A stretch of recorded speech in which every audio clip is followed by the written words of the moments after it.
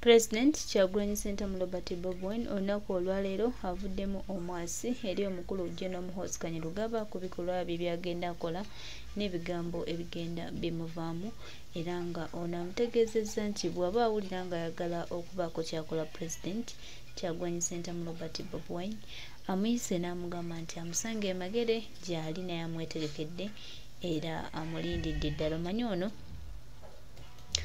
avaayo n'awandiika byawandiika n'abiteeka ku social media ng'alowooza nti oba bannansi tebalaba oba bannansi ki, ne muganda wange binaagenda okukomekkereza ate nga yali mu kwetondera eggwanga lino. Omanyi ffe bano tubalabula bukyali, bano tubagamba bukyali n'obutabulira bwabwe bwe balemesa okukola kye balina okukola. So baganda bange, mikwano gyange, ensonga yeeyo.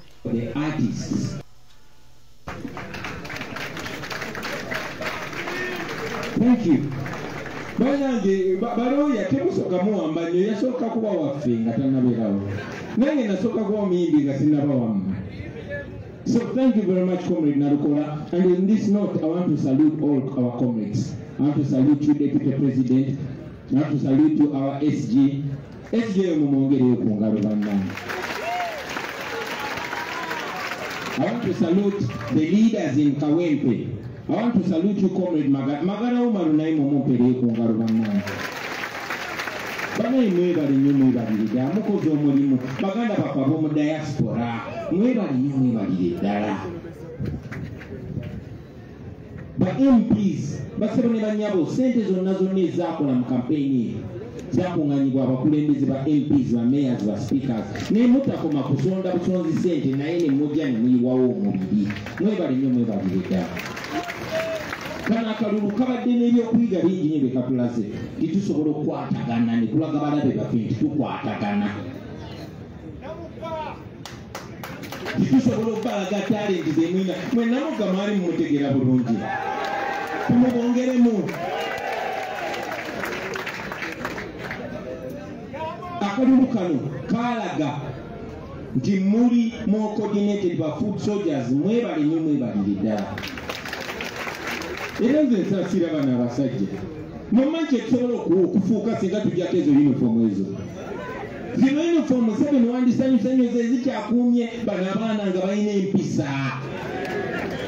Zino uniform ze zikyabakumye nga tebamayuuse, tujje tubagambe baziggyemu olunaku lumu. Of course Museveni ye talina nsonyi. Namulabye omusajja omukulu oyo bannange nga kanuda amaaso bwe gagamba banzibye enyupu yaleese abayaaye ne bakuba abantu embuuko nogamba Katonda wange. Musajja mukulu alina abaana n'abasuku. Okay, tuyinza waliwo abaana bogamba nti oba oli ategere nga bwategera kuba tibono, naye ebyo nabyo bwe bituli. Ladies and gentlemen, what did this show us? We did not just go for a by-election in Kawempe. And like Comrade Narukola said, he could win even without an election. We went there to launch protest force. Era bw'abadde akyalina okulonzalonza, akalulu k'okwekalakasa twakalonkinze era ffe twasimbudde. Twabagamba protest vote kwe kalulu k'okwekalakasa nga tukola buli kintu mu mateeka. Naye twabagamba bajja tukuba emigo, era emigo bagitukubye. Wamaalukaga si kyo, bajja tusiba, bajja nakututta. Ebyo natubisuubira, naye waliwo kye tusuubira tetutalinamu kubuusabuusa. Wakati mu kusuubira bino byonna ebibi waliwo kye tusuubira nti tujja kuwangula, ekyo tetukirinamu kubuusabuusa. If election is about the people, we are going to win like we won last time. The only difference now is that we walked away with our victory. So mu protest vote ye tugenda planninga tugenda kufuna kyo bulwa butuwadda era bajja kuddamu babutuwe, naye wini yaffe tugijjayo tutya. Ekyo kye tukusalako entoto, ekyo kye tuliko, ekyo tulina okubeerako paka ku last. At least this election shows us that a people united and committed can surmount any challenge. Kasita tubanga twekutte ekitoli nga tumaliridde tusobola okuvunuka buli kusomozebwa kwonna kwonna tujja kuvunuka tugenda kuwangula. Buli kimu kiringa buli kimu bwe ky'aligninga bulungi nnyo. Ffe abantu twazaalibwa kuba buli kimu kyali aligned bulungi. Taata wo waali ne maama wo waali n'obudde bwe buli bo nawe n'obeerawo. Kitegeeza nti saawa zino tayimu etufebalinga, amazima gatufebalinga, n'emyaka gitufebalinga. Kati Museveni ajje we yatasobola nagoba mbata n'agikwata ajje ajje byenjogerako by'amazima simuvodde kubanga ge mazima. So we challenge him to a free and fair election. We know he's not going to give us a free and fair election. We want our victory under any circumstances.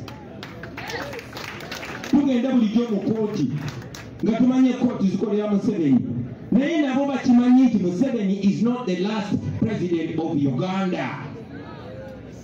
Obunyidde okusala ekooti enkulu n'esalawo nti abantu babulijjo tebalina kukyajingibwa mu kooti z'amagye. Tebaali kutukwatibwa kisaaku kuba ogwo omusango baali bagusirikidde emyaka. Yali pressure ate nga nabo bakimanyi nti nabo abantu bajja banona. Baganda bange temutya bano abantu bye bakola babimanyi ate abasinga abasajja bakulu. They know they are going to pay. They know. They also know they are not safe in that ecosystem. They are not safe. They've seen the story of Kazini. They've seen Mayombo. They've seen Lokech. They've seen Kasile Gwanga. They've seen all people. They know. Bamanyi besuwaza besuwaza. Abadamulira bamanyi. Damulira kimanyi si asoso okutta abaana baabwe. Era naye amanyi nti after using him bajja musuula mu kasero. Bamanyi. They know. So temutya mutambule nga mumanyi nti n'ababatulugunya nabo bamanyi. Era bw'oba okimugamba kimugambe ng'omutunde mu maaso. Omugambe gwe ne bw'onzitanze omwana wange n'omuzzukulu ajja kufiirako kuba tujja bafiirako mmwe. Ewaleetenga kyogo omwoyo oguplantinga ne muntu omulala nti gwe ne baba bakumenye oba nga bakugjeewo abalala balina okigusa. This is not about me. Tell yourself this is not about me, this is about everyone. So mubeere solid, mubeere strong. Message enjagala okuwa abo be bakozesa balina okumanya nti at the right time bagenda bisasulira bino byonna. Ate no generation ndala kuba byonna biri documented. Babeera batujerega ne bagamba tukolamu firimu tukolamu documentary. Eyo documentary mmwe batemu mmwe ejja kuvaayo nga ye evidence wali mu kooti. Everything is being documented. So tofaayo kyonna kye baba bakoze tekikoma kuggwe. This is a seed that is planted already and is being watered by our sweat, by our tears, by our blood. Ensigo tasobola kufa. So tubabatiisa tisana omulundi n'ogumu. Tubadde awo tunyuma ne Council Nalukola n'anzijukiza yali Inspector General of Government ow'Amin eyatta Ddungu. Inspector General of Police ow'Amin eyatta Ddungu. Gavumenti ekyuka ne bamunonayo gye bali yali ne bamuwanika kalabba. Mmwe mujja kisafulira oba weetuli oba tetuliiwo bajja banoonya yonna gye muli. So do everything knowing you will personally be accountable. Birungi, you will be personally accountable. Bemohoji, you will be personally accountable. Your father cannot be in charge of our country forever. It's only brainless people that don't understand it. He will be here. Your children will be here or anywhere in the world. And the world is a global village. One day justice, that long hand of justice is going to come for you and pick you and bring you here in Uganda or to Punule Masokwe. So, mukolebe nabe mukola nga mumanyi nti number one, we are not going to give up. This should teach you that you can jail us, you can kill us, you can rape our sisters, you can sodomize our brothers, you can do all manner of evil. But we will not stop. We will not. Njagala nsindikire nammwe abaana ba ghetto bye bakozesa. Abasirusiru. Njagala okubategeeza si mmwe musoose, abo abasinga ku myaka tubadde bali esite. bye bakozesa ekyennaku temusoma byafaayo ate muli bato temulabi byafaayo kumanya agenda okubanda okusinga sobbi amalo bakozesa bagenda either basaanyaawo nga tebagala kuuma bujulizi oba bakozesa emmwe kennyini okubateekayo naye temuyiga ate ekyo tekimala mmwe sengawo maamawo taatawo ne famire yo tegenda kubeera nawa SFC oba wajjaki abakuuma buli nnaku ababakuuma be bantu ba bulijjo mulowooza abantu bemukolako ebikolobero bo bagenda bakola batya nga bafunye tayimu yaabwe nabagambye kawempejezo zidroni neziki zonna akalulu nagwa bajja sibuka batambule bagende batambule bakyali eyo wabadde omugwa omulebesa abadde atambula n'abaana abo abasirikale ngamba genda wali mugete erikwata gondi negondi genda wali bakyali eyo. How long are you going to be used like idiots? Tebabaagala n'abaana amala okukozesa nga bekozesa sipapa nga basuula eri naye temuyiga n'olwensonga eyo abantu bemuwangaliramu bo bagenda bayigiriza essomo mwe bwemuba temuyiga abantu tebagenda kukkiriza kutulugunyizibwa taba abadde wano n'ekyogerako ate nzikiriziganya naye ntwala obudde bungi nnyo ne bakulembeze bannange okukakkanya bano abaana sometimes nembulwa n'ebigambo kuba akomawo bamumenye bamukoze ki bamukubye obubale kati okozesa bigambo kyomukakkanya ekiseera kigenda kutuuka bano abaana babanone mmwe kigenda kutuuka bagenda balya ate abo bennyini ababeetoolodde babamanyi nga bwe mubamanyi mulina okutwala obudde ne munoonya oyo yaani abeerawa bo bamanyi kuba mwe mujja ssente zaabwe mwe mubabonyabonya mwe mubasiba. I want you to know that wama abantu bekawempe mbadde njogera ku protest vote eno nti etulaze ntusobola banaye tetusobola kyabadde kawempe nga bona amagye gonna n'agejinya n'agaawa bonna ababi ba Museveni babadde kawempe bazeeyo bonna ng'obusima ebbumba kakati wetubagabanyamu abamu ne bagenda e Kawempe abamu ne bagenda mu Kampala Central abalala ne bagenda e Makindi abalala ne bagenda kyogamba bayinza otusobola nga uniform tuzigyemu ne tuziteeka ebbali ne tukola kye tulina okukola. Njagala okusinziira ano basaba mugende mutandike okwekolamu omulimu muzimbe eggaali muli constituency mweba MP abakulembeze muzimbe eggaali nga zakuteekawo resistance ekimenya amateeka kyetwabakoze ekawempe njagala tukibakole Makindye tukibakole Ssaabagabo tukibakole mu Central tukibakole Busoga tukibakole Mbale tukibakole Gomba tukibakole mu Uganda yonna ate nga kisoboka. Kitandike kubanga betulimu bya ddala njagala buli omu tumutendule nze mundekere namukadde Museveni akoye akadye njagala tumuwe stress oba pressure si atuzaala si ffe tumuzaala tumubuze emirembe tumumaleko emirembe n'abo abatongole bonna ababeera nabo mwababeereyo mweyo constituency n'abanja gye yesimba mutandikireewo okuzimba eggaali mwababeera ono mukazi waabo ono Misa Kabanda omusawo wano Kampala Central kati mutandike twagala mukyaginge abantu baffe bw'abadde n'okubuusabuusa okirabye ntukisobola ntukisoboka twagala in every position abantu mbanyonyole abantu bakitegeere ate nammwe mwesoboleyo mwesimbeyo buli awali omugwagwa wa Museveni mwesimbeyo twagala kwera Museveni n'obukyafu bwe bonna agende nabo. That is our mission. There is no other mission.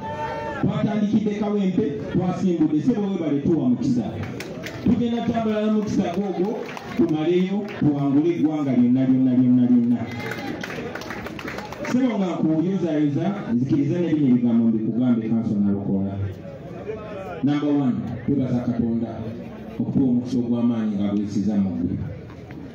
Nze maama wange yangamba ebigambo bino. Yangamba God can only do for you what he can do through you. Tikatonda ekyo kyasobola okukukolera kyekyo kyayisa mu ggwe. Era nenkulanga manyi buli kimu kyenjaga Katonda atuuseeko akina nina okwetowaza Katonda nankozesa okuntuusaako byonna byonna. Naye nasinkana abalasita balina ekigambo kye bagamba I and I. Nze ndi I nawe oli I.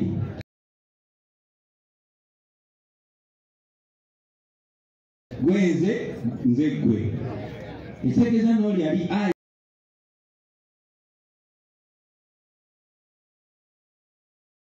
Nange ekitegeeza n'ekisima ky'oli kisobola okuba ekyange Katonda ayinza okuyisa ekisima.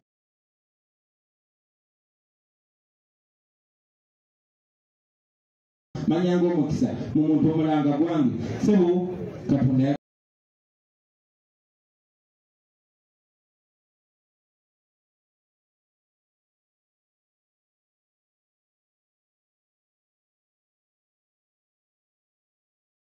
yakwisizaamu omukisa gwaffe kuba naye yakirabe nti tuli bumu.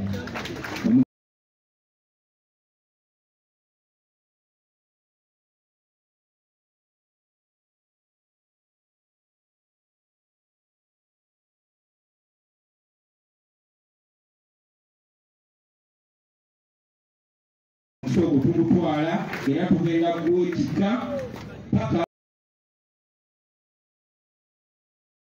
2026 ate tuwangule. Naye njagala okusaba abantu bekawempa abo tuwaswazanga. Nze ng'omuntu sirina kubuusabuusa. I have no doubt. Ng'ekibiina tebalina kubuusabuusa otherwise tebandituddeyo ne beeyiwawo bonna. Nkakasa abantu bekawempe kati nabo tebalina kubuusabuusa kubanga nabo bavuddeyo ne boogera n'eddoboozi ery'omwanguka. Tetulina kubuusabuusa mu busobozi bwo na bumanyirivu bwo na bukenkufu bwo. Naye munnange era twali tubaddeko n'abantu abakenkufu oba bwe tuwe twalowooza naye matu lwabayisaako akawo ka ssente wano mu bulabe ate nga baali bategeera ebiseera ebyo. Naye tetuli confident titujja kuswaza abantu b'ekawempe. Ate nammwe abantu b'ekawempe muyinza okuba temumanyi kye mwafunye. Nze musajja mumanyi oyo ate n'ekibiina kimumanyi mwafunye emaali waffe kati atutwala.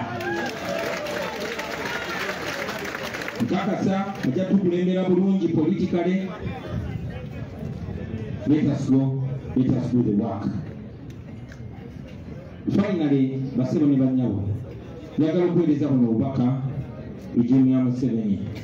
General Museveni and your regime, you've tried so much to turn us into pieces. You've tried so much to provoke us. We are proud that we've resisted going the nasty way. While the NUP is a moral group, while the NUP is a non-violent group, we have said it many times that there will come a time when we can no longer hold on to the young people of Uganda who want to free themselves by any means necessary. So it is in your best interest to read the times and read them right. There are so many people that have shielded you from reality. They probably misinform you or you lie deliberately. But I'm here telling you on behalf of my great-grandparents and on behalf of my posterity, on behalf of those that are living and those that you've killed, that you cannot kill all of us. And you should know that our lives don't stop with us being alive. That's why you keep being shocked. There's yet another radical coming up. You keep radicalizing us because we are products of your oppression. It is not too late for you to stop. It is not too late for you to change. We don't want to mess up this country, but this country will be messed if we continue being messed. We love our country. We want the best for our country. And I know you and your lieutenants are listening. We don't fear you. You have failed to break us. You will never break us.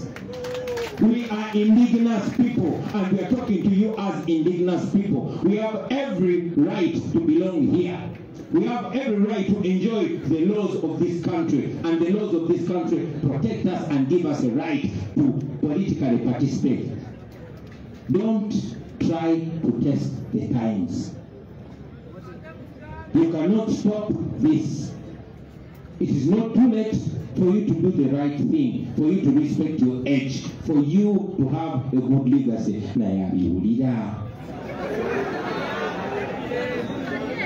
So we say this to go on record. While we are non-violent, you are every day poking violence from unknown people. We only have a few of them under leadership, but there are so many young people in Uganda that want change, and they will get change with or without your clearance. Finally, we want to demand for the release of all our friends that have been arrested. Those that are missing, we want them, and we want them alive. We continue to demand for the freedom of our brothers, Machete, who is in prison, Sheriff Kalanzi, and many others. We want them, and we want them now. Irimu n'abana Uganda temulekerawo, temutya. Bwana abantu batutya nnyo okusinga bwe tubatya. Temubatya kubanga bwe munaabatya temulina kye mugenda kukyusa. Mulabe bwe bayisa bannammwe eno buli omu bamuyisa bwe batyo. Ojja kulowooza nti kigenda kutuukako kansembeyo na bannamawulire bennyini. Tubeebaza omulimu gwe mukola. Tubasaasira, and we stand in solidarity with you. But every bad thing comes with something good, at least a lesson. Let me show you that no one is safe, not even you. Not even when they use you. Naye bannamawulire abamu nga mmanyi nti bano bakolera lujiini. Naye nabo ow'embuya teyabataasizza, naye mbokobazi bakubi. So you're not safe. You're only safe in a free country. Unfortunately, bangi ogenda balaba bajja bayita oba bayite babosi baabwe bababuzebuze oba batiisetiise oba bawe ekyo lya mmiru basirike until another disaster happens. So do the right lunaku lwa leero. But before I conclude, I invited a friend of mine. His name is Kaito. Alex Kaito Mufumbiro. Anti Oli Alex Waiswa. Katono Alex Kaito. I mean Kato. I tease him. Sebo Sani Sokolaba. Nere Logo Olimperekeze. Omuntu omukulu gwe nayagala okuyita bamuyita Alex Waiswa Mufumbiro. Alex Waiswa Mufumbiro, where are you? Ladies and gentlemen, this man is a noble man. He's a great man. Sebo twagala okwebaza Katonda olw'obulamu. Tubaza Katonda nti yatulondamu n'atufuula mikwano gyo. Tubaza Katonda nti tulina olwaleero. Basebo ne bannyabo, today is Waiswa's birthday. And Nalongolo yazaala ddabo. Twagadde okukozesa lunaku luno okubaagaliza amazaalibwa amalungi, okwebaza omulimu gw'okola, okwebaza Kato olw'okugumiranga embooko. Sometimes embooko za Waiswa zigenda wa Kato. Mwebali nnyo, mwebali eddala. Twasabye Katonda akkirize tusaleko keeke ffenna ab'okutuufu bapinzire. Everybody, let's rise.